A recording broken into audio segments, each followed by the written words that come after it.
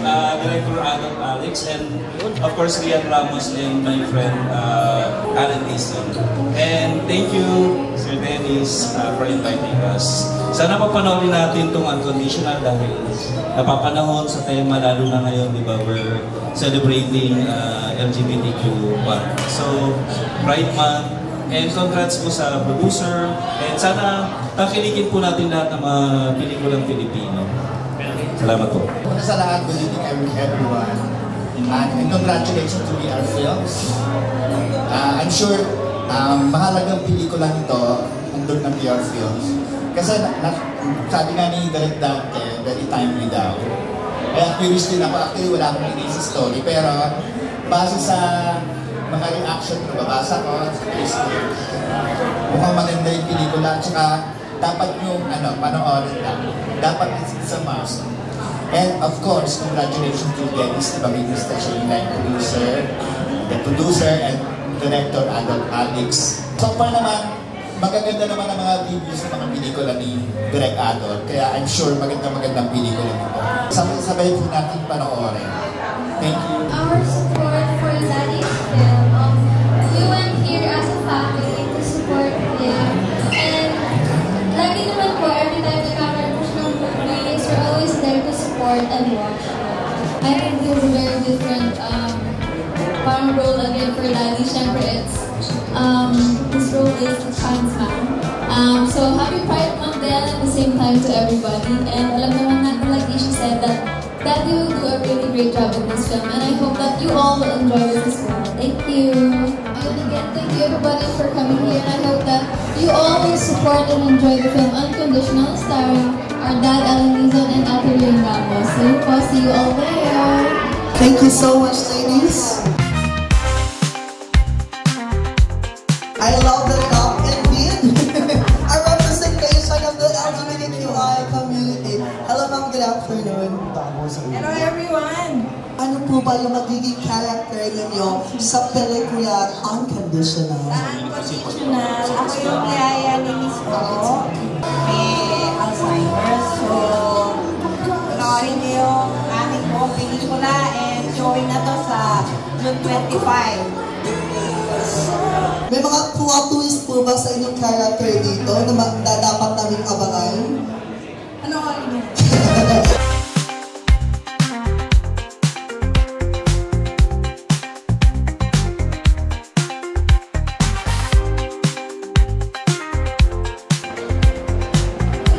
Hello, good afternoon.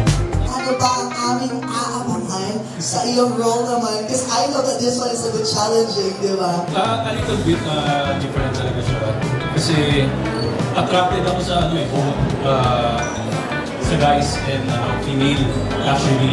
And hindi ko alam kung paano tatagawin mamaya. Medyo parang sa sarili sa akin. Pero ano siya, is nalalayo siya talaga sa true character ko. So mas naging siya, iba yung atake kasi na mangyayari. So, sabi ko, talagang kailangan gamitan ng skills talaga. Yeah. Experience. Siyempre, sa mga taong nakikilala rin kung paano sila. So, ganun din yung ginawa ko sa sarili. How would you title your role here? Are you a bisexual, a gender fluid, or a mixture of both? Actually, fluid. Fluid? Yeah. Even si Rian, kasi BFF ko siya, naguguluhan din siya sa akin kung ano ba talaga ako.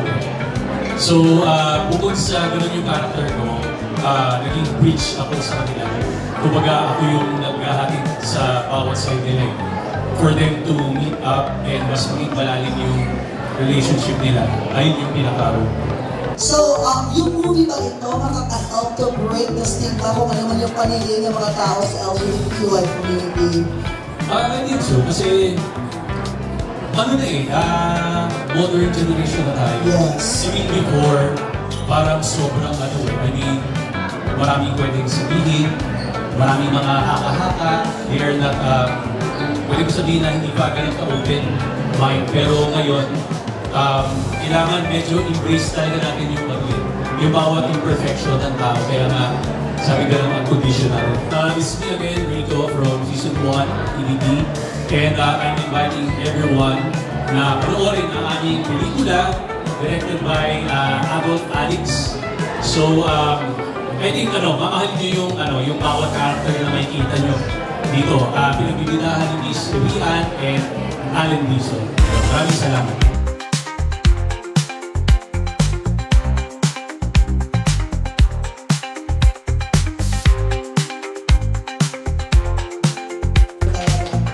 Hello ma'am, good afternoon.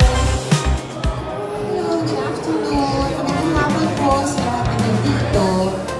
Thank you for coming. Kahit na medyo uulan, salamat sa pagsama sa amin dito. Itong pelikula na Unconditional ay hinahatid po natin sa lahat, syempre, lalo na sa ating mga LGBTQ family. Sana po magustuhan. This is of course starring Allen and Rian.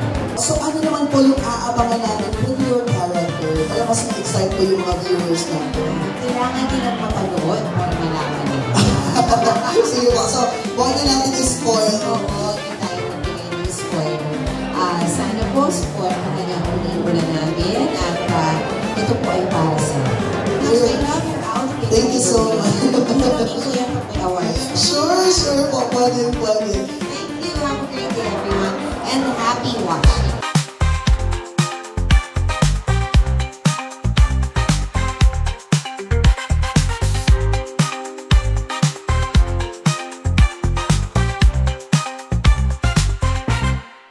Of course, nag-direct si Direk Adolf, kasama na rin si Direk Adolf, and of course, si Tito Allen Dizon is Miss Rian Ramos.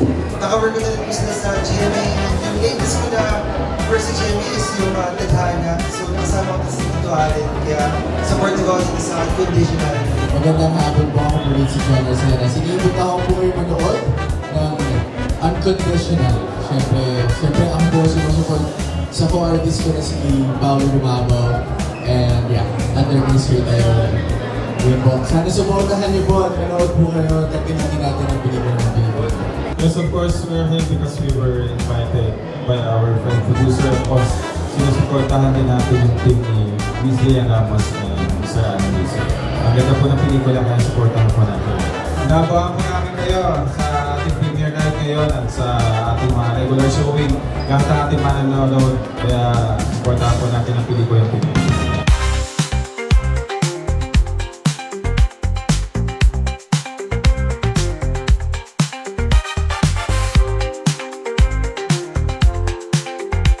Good afternoon.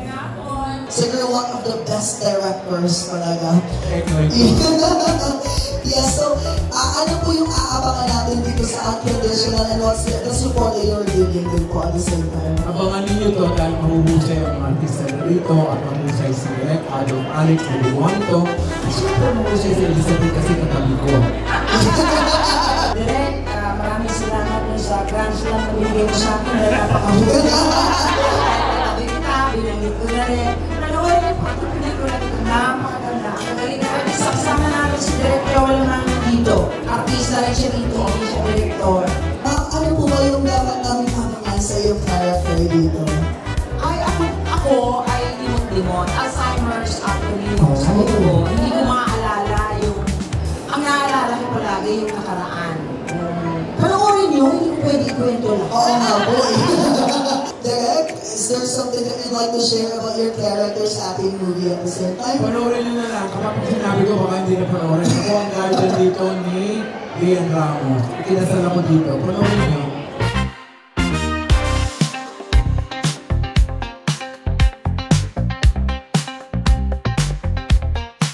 So you are a trans man.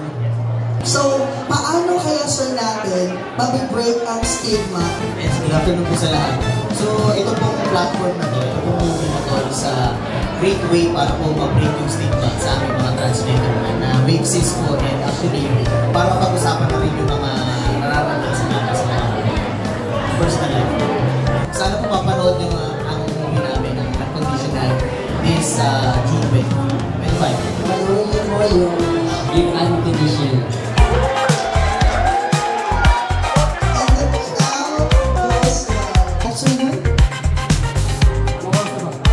Showing natin June 25th, so sana natin I promise you we're gonna bagong movie. Supportan na lang.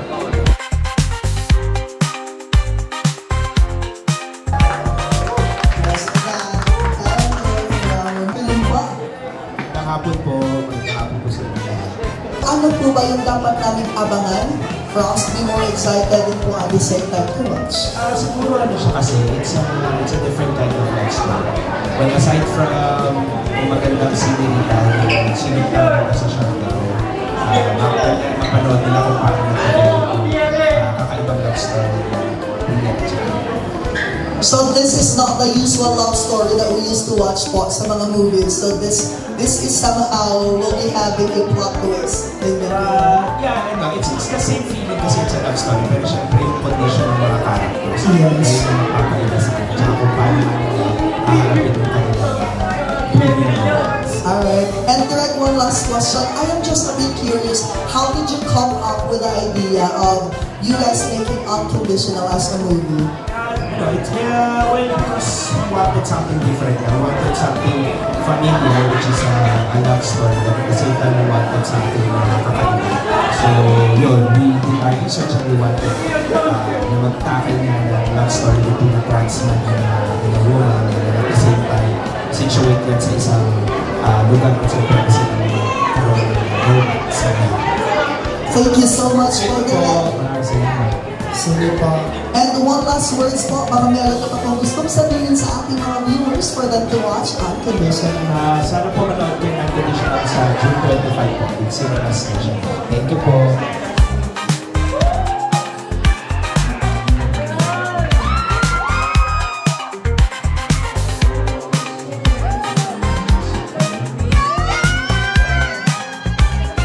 It's nice to see you both again. Thank you so much, everyone. Thank you for coming. Happy Pride sa inyong lahat. At sana po magustuhan niyo ang pelikula namin. Salamat po sa inyo lahat. Happy Pride. Sa lahat po ng mga nandito, sana gusto niyo yung movie namin ang Unconditional. Yeah, so ano naman po ang aabangan namin sa role mo dito sa pelikula? I really love love stories. Gusto ko yung pinapakita yung how two different people from two different walks of life can find something in common and fall in love with each other. So, yun yung hindi po ako evil dito. Hindi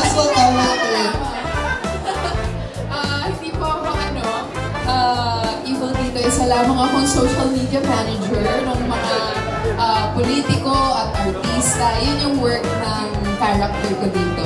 Mamimit na si Greg, pag nag-vacation siya, and then ma-realize niya din na yun yung break that she needed. And alam mo yun, sometimes we go somewhere to find ourselves, but she went there to find someone else.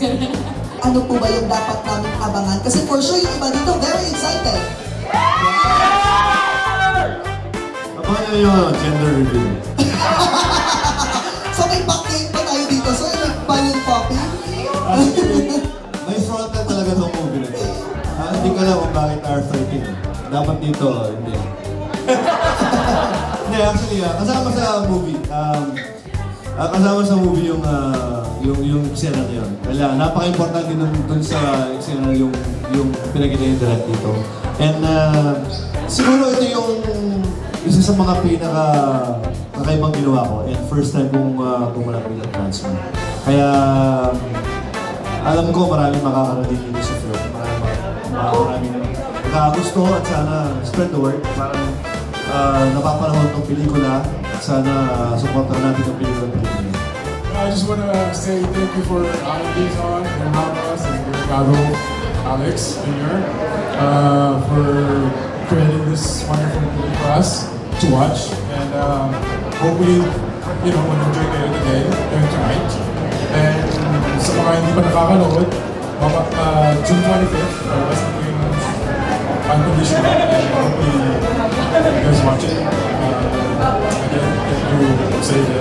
I hope that you guys will enjoy this movie. it's a different kind of love story, and I believe that everyone's story should be heard. I feel like marami ding makaka-relate in their own ways dito sa movie na to. It's a story about finding yourself, falling in love with someone else also, but also falling in love with yourself and being proud of who you are. Alam ko maraming itong movie namin hindi siya kamukha ng ibang mga ginawa ko na this film is feel good movie siya. Alam ko magkakaroon kayo ng ibang interpretasyon pag na-upload yung pelikula. Yun nga, sabi niya, parang lahat tayo magkakaroon ng umibig, magmahal, at maging free sa mundo natin ginagawa. It's interesting din to see a different kind of life story. You also learn when you come out something new and something different. So, yun.